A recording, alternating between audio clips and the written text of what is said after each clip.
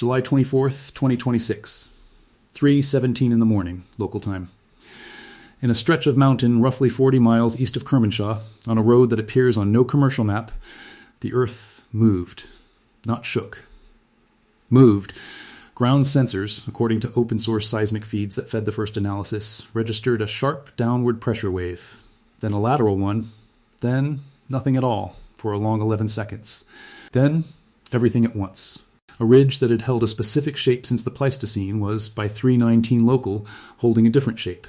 Whatever hit that mountain did not arrive from the ground. It did not arrive from a submarine somewhere off the Gulf. It did not arrive as a cruise missile fired from international waters an hour before.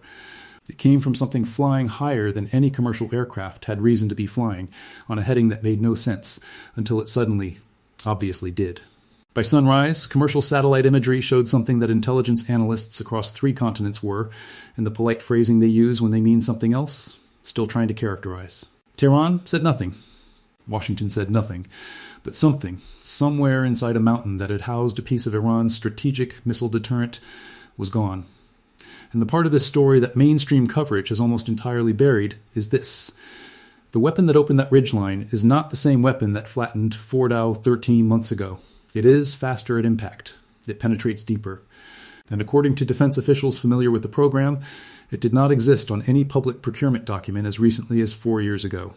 But let's back all the way up. Because to understand what happened inside that mountain last night, the story does not start last night. It starts in the early morning of June 22nd, 2025.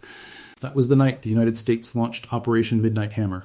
7 B-2 Spirit stealth bombers lifted off from Whiteman Air Force Base in Missouri, flew for 18 hours across 2 oceans, and dropped 14 Gebu-57 massive ordnance penetrators on the Iranian nuclear facilities at Fordow and Natanz, a guided missile submarine positioned somewhere in the Arabian Sea, contributed a volley of tomahawks against Isfahan. It was the largest B-2 combat operation in the aircraft's history. The Gebu-57 that fell that night weighed 30,000 pounds. Its casing was a case-hardened steel alloy machined to survive impact velocities that would flatten anything else. Its warhead was engineered to detonate not on contact, but seconds later, after burrowing through as much as 200 feet of rock or reinforced concrete. It was the largest non-nuclear penetrator any Air Force had ever fielded. It worked, or more precisely, it worked at Fordow. The buried centrifuge halls that Iran had built into a mountain to survive exactly this kind of attack did not survive it. Independent analysts confirmed structural collapse across the primary enrichment gallery. Iran said the site was damaged, but not destroyed. American officials said, in careful language, that the program had been set back by years. Nobody in the American command structure believed that would be the last word, because the analysts on both sides already knew something. The Iranian nuclear program lives in mountains, but so does the Iranian missile program, and the mountains that hold the missiles are deeper. The Islamic Revolutionary Guard Corps Aerospace Force runs the Iranian ballistic missile program. It runs it out of a network of hardened underground facilities that Iranian state media, in its rare celebratory tours, calls missile cities. Ko-Kalangazla is one. There are others. They are built into ridgelines. They have blast doors thicker than bank vaults. They have parallel launch corridors, redundant command posts, and internal rail systems that can move a K-Barshekin or a Sedgwick ballistic missile from storage to firing position in under 20 minutes. They were designed, from the first excavation, to survive a bunker buster. The Gebu-57 that hit Fordow was the reason those facilities were designed the way they were designed. Iranian engineers had watched every American conflict of the past 30 years. They had watched Tora Bora. They had watched the invasion of Iraq. They had watched what happened to Saddam Hussein's underground command posts. They had drawn conclusions. The conclusion was simple. Build deeper. Build under harder rock. Build with more decoys. And, crucially, build so many parallel facilities that no single strike, however precise, could take the network down. By 2024, according to open-source assessments compiled by the Institute for Science and International Security and cross-referenced with commercial imagery from Planet Labs, the IRG Aerospace Force operated at least 8 identified underground missile facilities, and likely at least 4 more that had never been publicly named. Some were shallower, some were deeper than the mountain at Fordow. The mountain that opened last night was one of the deeper ones. When Operation Midnight Hammer ended in June of 2025, Iran retaliated within 72 hours. Ballistic missiles struck the American airbase at Al Udeid in Qatar, There were no American fatalities. Qatari air defenses intercepted most of the volley. The strike was, by Iranian standards, a message rather than a maximum effort. The maximum effort came in what followed. And what followed did not look like a war. It looked like an acceleration. Iran did not restart open enrichment. Iran did not announce a nuclear weapon. Iran did what every state under threat does when it has decided the threat is permanent. It hardened. It dispersed. It rebuilt underground what could no longer safely sit above ground. Missile production shifted deeper. Command infrastructure went into secondary and tertiary sites. New tunnels were reportedly bored into ridgelines that had not previously been on any target list. By the spring of 2026, Israeli Defense Intelligence, in a briefing partially leaked to a European outlet in April, assessed that Iran had roughly doubled its hardened underground missile storage capacity in the 12 months since Midnight Hammer. In 12 months, the total volume of Iranian rock cut for missile survival had doubled. The Pentagon read that briefing too. And the question that briefing forced on the Pentagon was a specific one, a technical one, an old one. If the enemy is going deeper faster than the weapon can penetrate, what does the next weapon look like? Read that question again. Hold it for a second. Because the answer to that question is what fell out of the sky over Kermanshah at 3:17 this morning. Publicly, no such weapon exists. There is no line item in the fiscal year 2026 defense budget for a successor to the Gebu 57. There is no procurement contract on the public rolls. There is no press release from Boeing, which built the original MOP, or from Northrop Grumman, which builds the B-2 and the newer B-21 Raider. Officially, the American air-delivered penetrator inventory is exactly what it was in June of 2025. Unofficially, the story is different. According to a January 2026 report in Aviation Week citing 3 anonymous industry sources, the Air Force Research Laboratory had been running a compartmented program under the placeholder designation Hard Target Defeat Increment 3, aimed specifically at what the report called the post-Fordow gap. The gap was the assessed difference between the depth of newly constructed Iranian and North Korean hardened facilities and the maximum penetration depth of the Gebu 57 as currently fielded. That gap, per the report, was widening, and it had been widening since roughly 2022. The Hard Target Defeat Increment 3 program, according to follow-on assessments published at CSIS and the Hudson Institute, was not aimed at building a heavier bomb. Heavier was not the answer. The B-2 could barely carry 2 of the current 30,000-pound MOPs. The B-21 was rumored to have similar constraints. The answer, according to those assessments, was smarter. Smarter meant sharper. A denser penetrator core built around a depleted alloy dart rather than a hollow steel casing. A more advanced sensor package that could count floors as it burrowed and detonated at a chosen internal depth rather than at a fixed time delay. And, most consequentially, a rocket-assisted terminal phase that would add impact velocity no free-fall weapon had ever achieved before. That was the concept. That was the paper weapon. The paper weapon did not stay on paper. In August of 2025, seismic monitoring stations run by the Comprehensive Nuclear Test Ban Treaty Organization registered a series of small, sharply localized ground events at the Tonopah Test Range in Nevada. The events were logged as conventional weapons testing. The magnitude signatures, according to a Federation of American Scientists analysis, published 2 months later, were inconsistent with any previously known American penetrator. More events followed. In November. In February of 2026. In April. By June of 2026, precisely 1 year after Operation Midnight Hammer, a small number of extremely high-priority modifications began appearing on B-2 airframes at Whiteman.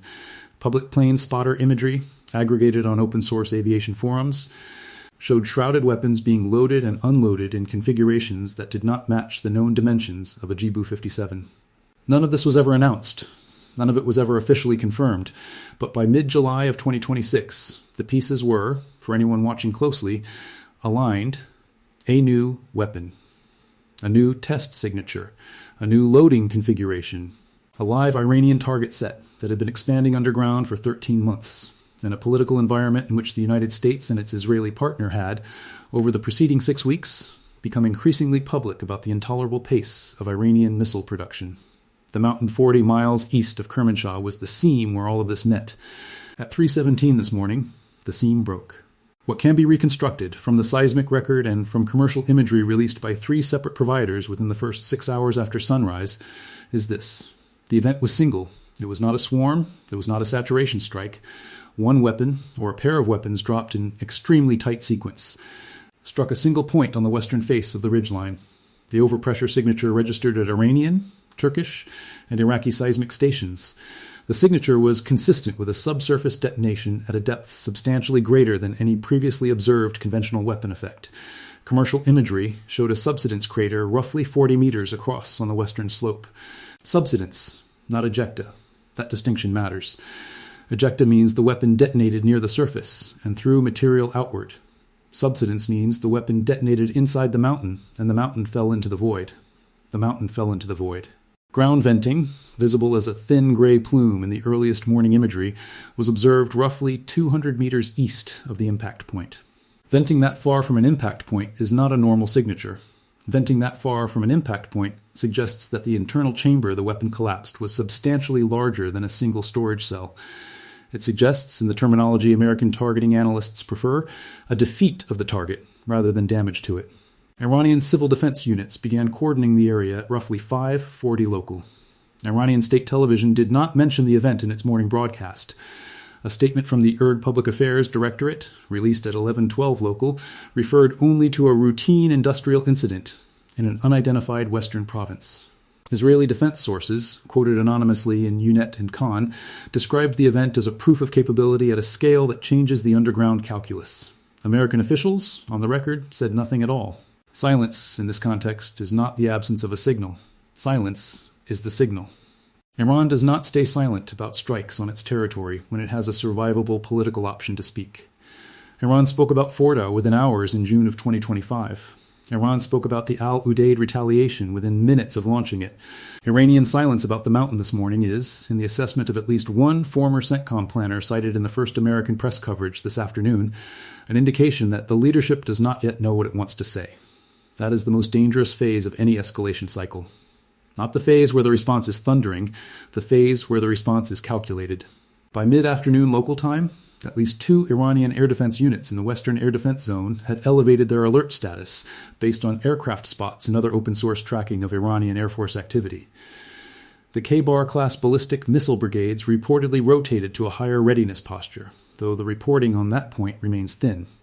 Traffic on the roads leading to at least 3 other suspected underground missile facilities in central Iran increased sharply, based on commercial imagery captured before local sunset.